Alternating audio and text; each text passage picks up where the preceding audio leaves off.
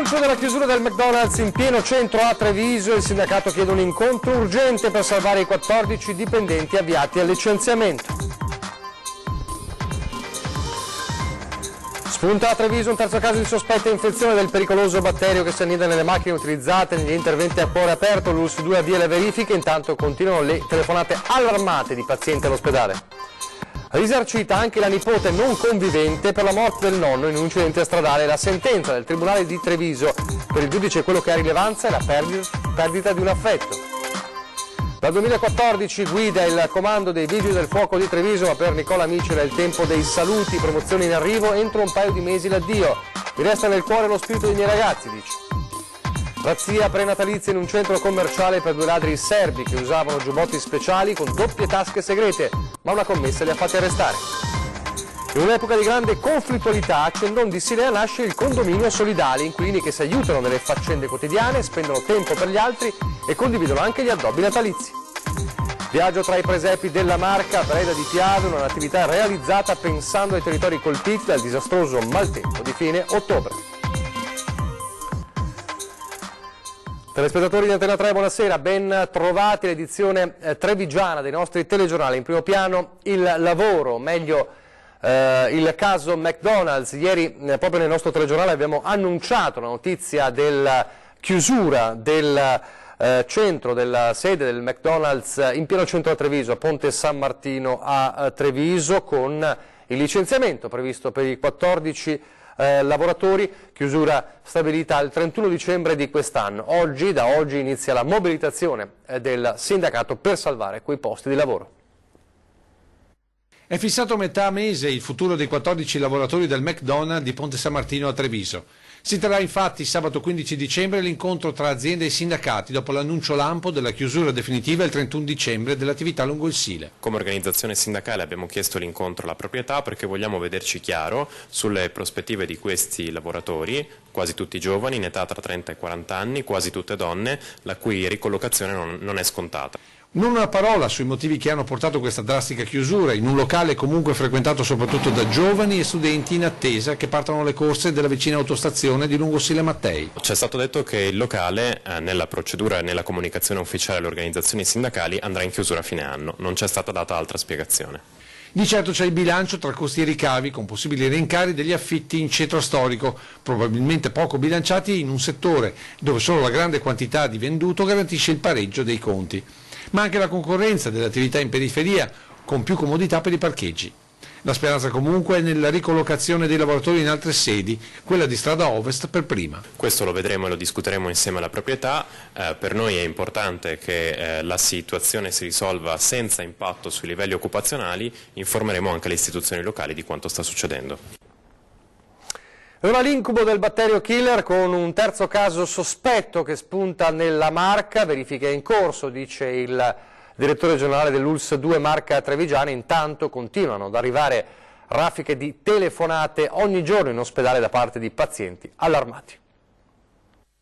Un terzo caso di sospetta infezione da micobatterio chimera è stato individuato dall'ambulatorio dell'ospedale di Treviso che sta affrontando l'emergenza scoppiata all'indomani dei decessi causati dal batterio killer che si annida nelle macchine utilizzate per la circolazione extracorporea nei pazienti operati a cuore aperto, batterio che ha già causato 9 morti, 6 in Veneto e 3 in Emilia-Romagna. Il tempo di incubazione della malattia è molto lungo, di qui la decisione del richiamo di 10.000 pazienti operati al cuore in Veneto tra gennaio 2010 e dicembre 2017, oltre all'istituzione di una vera e propria task force che sta gestendo tutti i casi di persone che dopo l'intervento manifestano sintomi sospetti. Noi stiamo ovviamente ricevendo tantissime telefonate, da 40-50 telefonate al giorno. Devo ringraziare il dottor Scotton e il dottor Rigoli perché sono i nostri 2 riferimenti all'interno di questo protocollo appunto di presa in carico delle persone che hanno il sospetto di avere il batterio. Però un messaggio importante: E oltre che telefonare, sentite anche i vostri medici di famiglia, che sono importanti per definire se ci sono i sintomi che possono far pensare che ci possa essere ovviamente un'infezione dovuta appunto al Mycobacterium chimera. Il terzo caso sospetto a Treviso è quello di un paziente che ha manifestato febbre, spossatezza, perdita di peso. Accertato che non si tratta di altre patologie, ora il team di esperti l'ha sottoposto alle indagini per la ricerca del batterio. Si attendono i risultati. Nel frattempo proseguono i controlli tra i pazienti operati a cuore aperto. La Regione Veneto ci sta dando le linee guida, noi siamo a disposizione per ovviamente fare il percorso per capire se effettivamente qualcuno è stato contagiato. La cronaca giudiziaria, dissequestrati i beni del gruppo Grigolin posti sotto sequestro, lo ricorderete, lo scorso 21 novembre nell'ambito dell'inchiesta della Procura di Gorizia sugli appalti pilotati. I giudici hanno accolto il ricorso dei legali dell'azienda di Ponte della Priula in quanto richiesti in maniera errata, in quanto il PM non ha provveduto a emettere il provvedimento di convalida, determinando così la perdita di efficacia della misura cautelare. Per il Tribunale di Gorizia dunque sarà il pubblico ministero a restituire d'ufficio i beni sequestrati ai Grigolin. Ancora dal Tribunale una sentenza particolare, la sentenza che porta a risarcimento anche la nipote non convivente di un nonno morto 8 anni fa in un incidente stradale a Vedelago. Il nonno era morto in un incidente stradale investito in bicicletta da un auto articolato. Ora l'assicurazione del mezzo pesante dovrà risarcire anche la nipote per la perdita del grande legame affettivo nonostante non coabitasse con il nonno. I fatti risalgono all'ottobre del 2010 quando un 62enne di Piombino Dese, mentre pedalava a Vedelago, venne travolto e ucciso da un tir condotto da un camionista tedesco. Le perizie hanno accertato una responsabilità del 60% del ciclista che aveva attraversato improvvisamente la strada e del 40% dell'autista che viaggiava a 78 km/h con un limite dei 50. Il camionista ha patteggiato la pena di 10 mesi. L'assicurazione ha versato degli acconti a titolo risarcitorio alla famiglia del 62enne, che però continua la causa per avere il giusto risarcimento anche per la nipotina dell'uomo, indennizzo che la compagnia non vuole pagare in quanto la giovane non conviveva con il 62enne. Si è andati in tribunale, alla fine il giudice ha dato ragione ai familiari dell'uomo, accogliendo anche la richiesta della nipote. La sentenza, pur non disconoscendo che per la Cassazione è necessaria la convivenza tra familiari per ottenere il risarcimento, sussiste un legame affettivo e parentale la cui solidità e permanenza non possono ritenersi minori solo perché ricorrano circostanze diverse dalla coabitazione. Insomma, per il giudice, ai fini della risarcibilità, quel che rileva è la perdita di un affetto, non la coabitazione.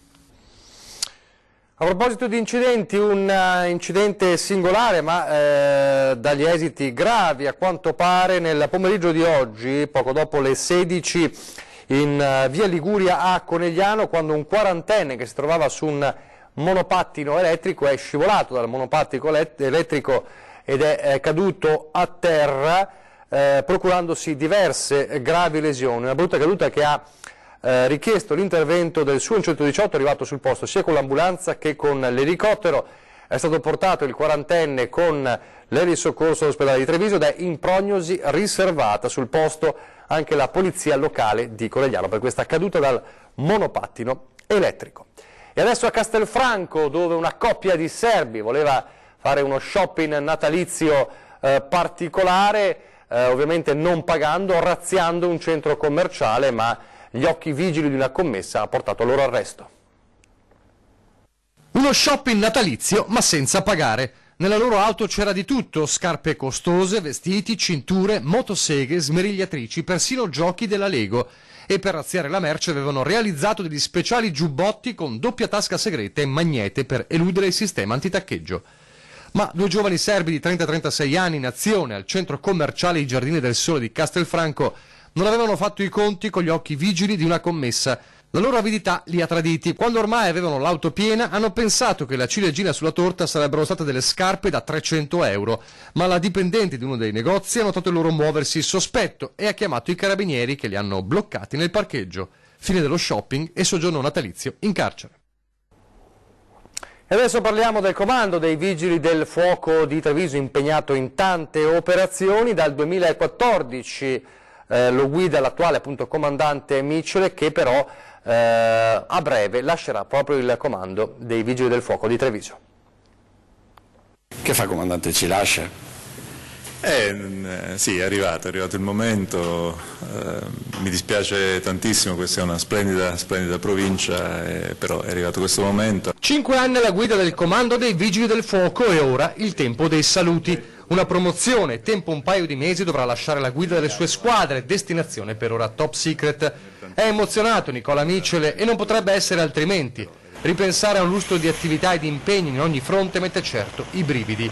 Ingegnere, classe 1967, arrivò nel gennaio del 2014 per sostituire Agattino Carrolo.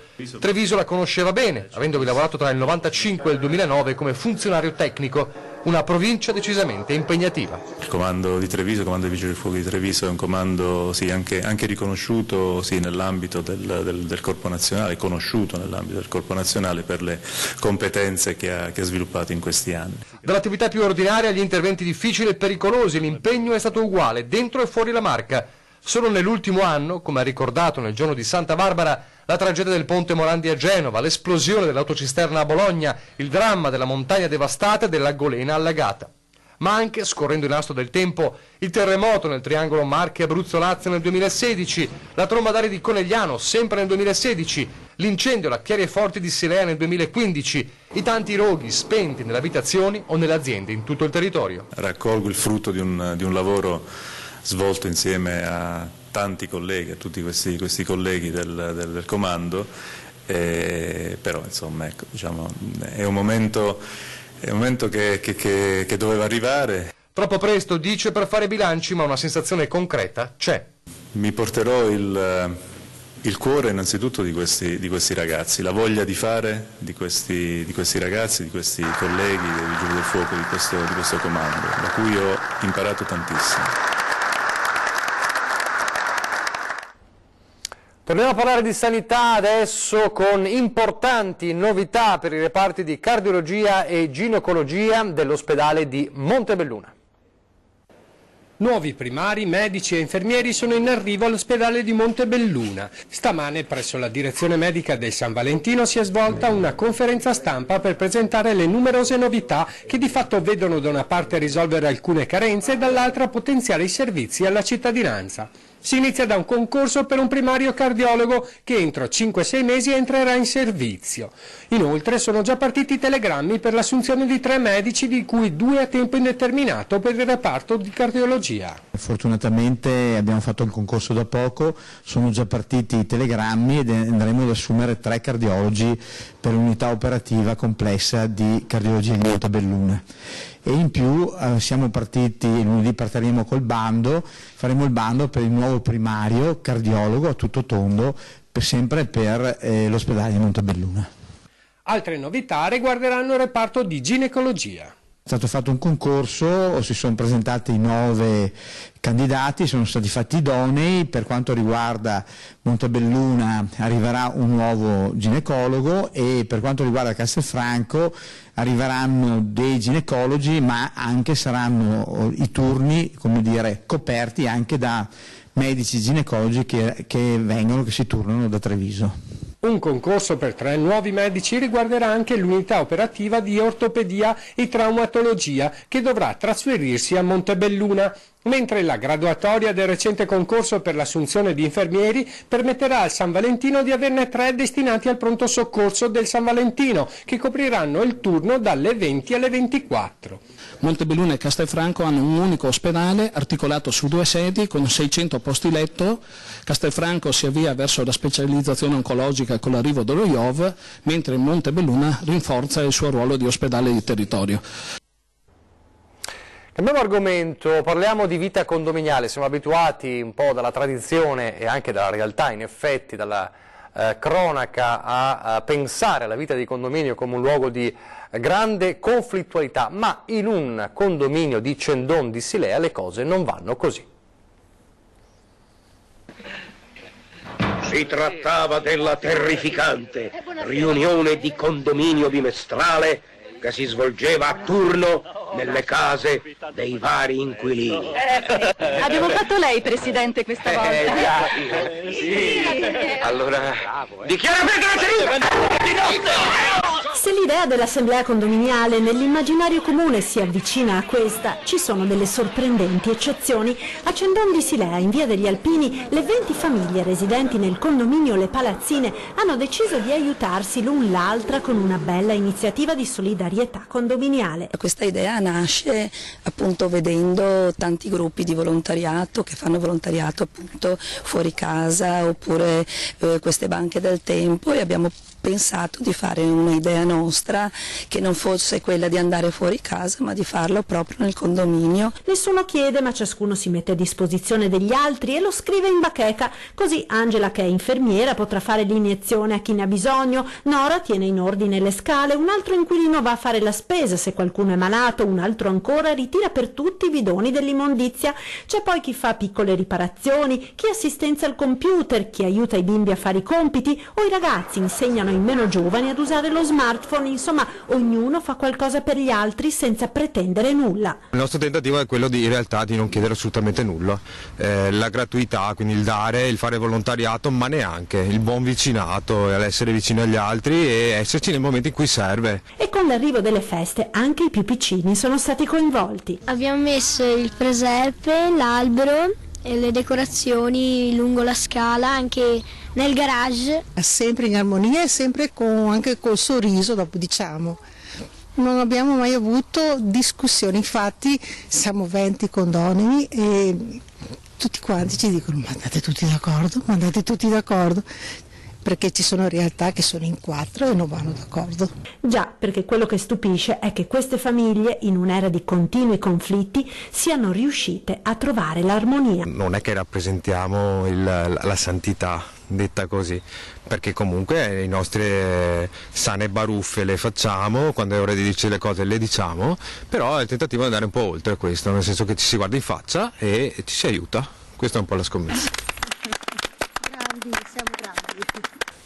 Allora, complimenti davvero a questi condomini sui generis, è il caso di dirlo. A proposito di solidarietà, il gesto solidale dei compagni del Benetton Rugby di Nasi Manu, il giocatore, lo ricorderete, che è stato operato lo scorso 31 agosto a causa di una neoformazione all'apparato urogenitale, un'operazione perfettamente riuscita che però ha costretto alla chemioterapia il giovane, il giocatore, per cui già un giocatore della Benetton Rugby si era prestato a rasarsi i capelli in segno di solidarietà come il compagno, lo hanno seguito anche gli altri componenti dello staff, sia giocatori che appunto staff della Benetton Rugby, che come vedete in queste immagini si sono rasati a zero tutti quanti appunto per solidarietà con il loro compagno.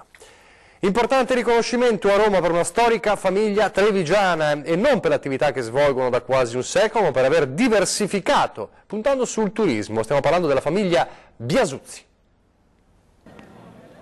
Turismo, un settore in costante crescita, con imprenditori che oggi raccolgono i frutti di quella che fino a un decennio fa era considerata una vera e propria sfida economica. E uno di questi esempi è la famiglia Biasuzzi, che ha iniziato diversificando gli investimenti dall'attività di estrazione e dall'ippica. Che sia stata una sfida vinta lo conferma questo riconoscimento consegnato ieri in Senato a Roma. È un riconoscimento alla nostra attività come imprenditori del settore del turismo, attività che il papà aveva incominciato negli anni 70 e che stiamo portando avanti in Italia e all'estero. Un premio per l'attività che coincide con il decennale della scomparsa di Giuseppe Biasuzzi, padre dell'attuale presidente, che capì per primo l'importanza delle strutture di accoglienza per i turisti. Ed oggi, con un Veneto ai vertici in Italia e in Europa per il numero di presenze, restano ancora molte le cose da fare per migliorare l'offerta. Non lo dico per i miei interessi, ma le infrastrutture. Non si può pensare che da Treviso a Jesolo sia una lotteria, penso il tempo che ci si impiega a ritornare, e lo stesso possa capitare andare a Caorle piuttosto che a Lignano. Vedo che stiamo già facendo qualcosa con la terza corsia dell'autostrada, però ci vogliono delle viabilità per poter andare alle spiagge in un tempo che sia ragionevole. E in riferimento agli interessi citati, inevitabile la domanda sulle cave, che vede Biasuzzi tra i nomi storici dell'attività estrattiva nella Marca, anche in relazione agli scavi per la Pedemontana. La Pedemontana, prima sulla zona del Vicentino e del Padovano e adesso sulla zona del Trevigiano, perché stanno arrivando con gli scavi, ha aiutato molto. Perché non siamo dimenticati che tanti imprenditori erano senza materia prima. Ritorno quindi all'attività estrattiva, ma sottolinea Biasuzzi, comunque sempre controllata. I controlli ci vogliono, mancherebbe altro, perché chi lavora può anche sbagliare, ma l'importante è che quella cava che è là da prima degli anni 70 ha un lago e i controlli sono sempre stati fatti, non è mai stato trovato niente di non normale. E anche sul fronte estrattivo l'unica alternativa a nuove cave è il riciclo. Di sicuro c'è il riutilizzo dei materiali, per esempio il fresato viene considerato non come un materiale da riutilizzo ma come materiale da discarica. Là dentro abbiamo del bitume che può essere utilizzato, degli inerti che possono essere riutilizzati, ma se lo consideriamo come un materiale da discarica ci siamo fatti del male. Pochi istanti di pubblicità, poi parleremo di presepi.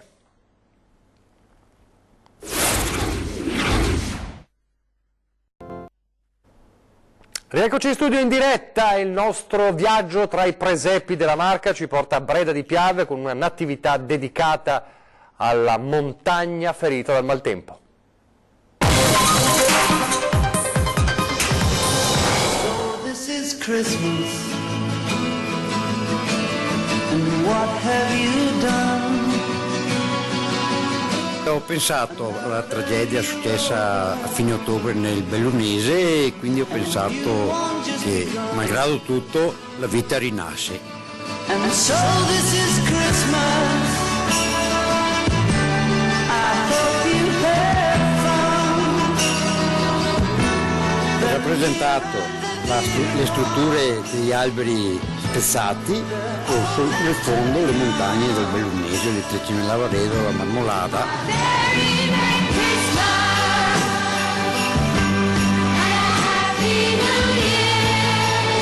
La capanna non l'ho fatta perché è proprio la struttura, la natura che crea il tetto per questa nuova vita che rinasce.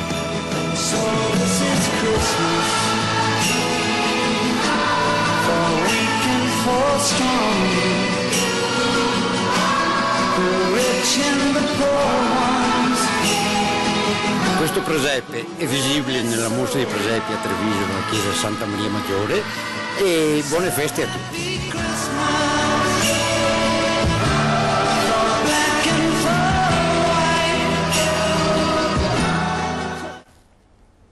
E con il presepe del signor Claudio Baldo di Breda di Piave ci salutiamo, ci fermiamo qui, grazie per averci seguito, vi lascio al meteo, arrivederci.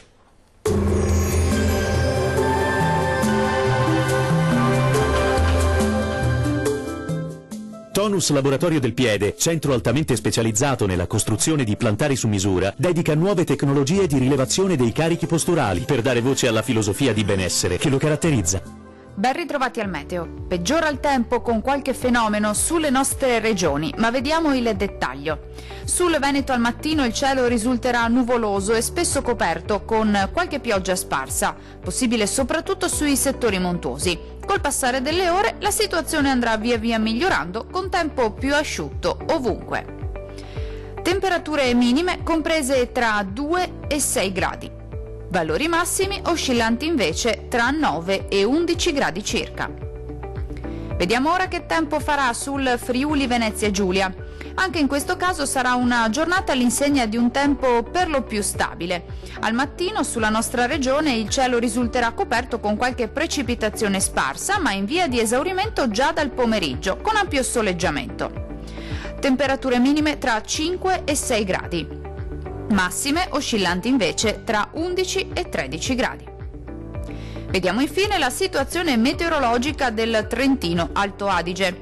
Sulla nostra regione il cielo risulterà irregolarmente nuvoloso e non si esclude qualche rovescio a carattere sparso nella prima parte della giornata. Anche in questo caso però andrà via via migliorando con fenomeni in cessazione nel pomeriggio e ampio soleggiamento. Temperature minime tra 2 e 3 gradi. Massime comprese invece tra 11 e 13 gradi circa. Dal meteo di Antenna 3 per ora è tutto. Arrivederci.